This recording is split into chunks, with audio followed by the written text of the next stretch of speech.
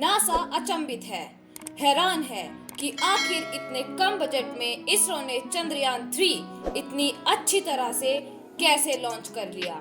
इतने कम बजट में इसरो के साइंटिस्ट यानी भारत के साइंटिस्ट ऐसा कौन सा तरीका यूज करते हैं जो इतने कम बजट में अपने यान को विश्व में स्थापित कर लेते हैं और अपनी सैटेलाइट्स को अंतरिक्ष में लॉन्च कर देते हैं। नासा भारत के वैज्ञानिकों की बुद्धि देखकर आश्चर्यचकित है। वैसे नासा का आश्चर्यचकित होना एकदम नॉर्मल बात है। जो नासा 1960 से लेके 1972 तक कई बार अपने एस्ट्रोनॉट्स को चांद पर उतार चुका है।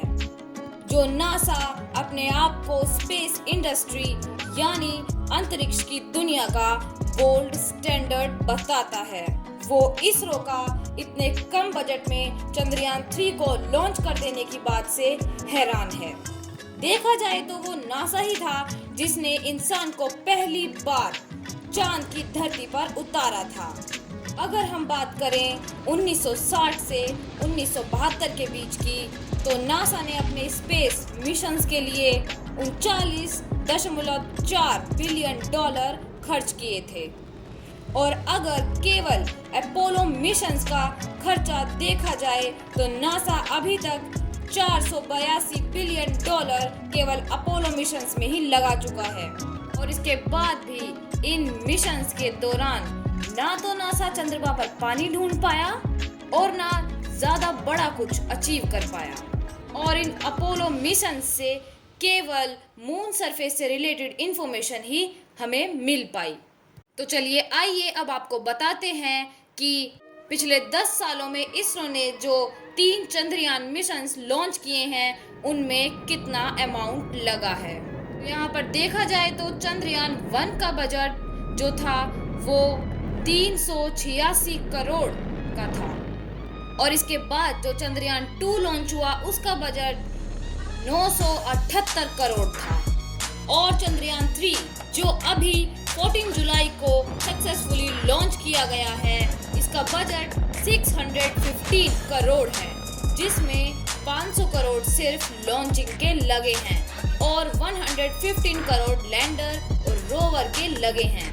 और इन्हीं लैंडर और रोवर के द्वारा सारी इंफॉर्मेशन कलेक्ट की जाएगी मून सरफेस पर लैंड कराने के बाद।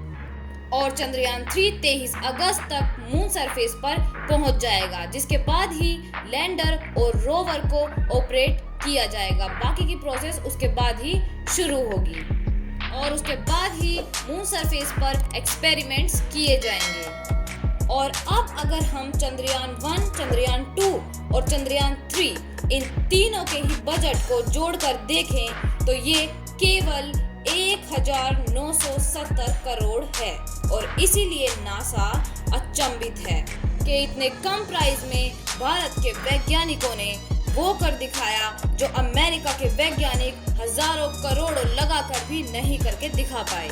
और इतना कम बजट मिलने के बाद भी भारत के वैज्ञानिक वो रास्ता खोज लेते हैं, वो तरीका खोज लेते हैं जिससे अपने टास्क और गोल्स को पूरा कर लेते हैं।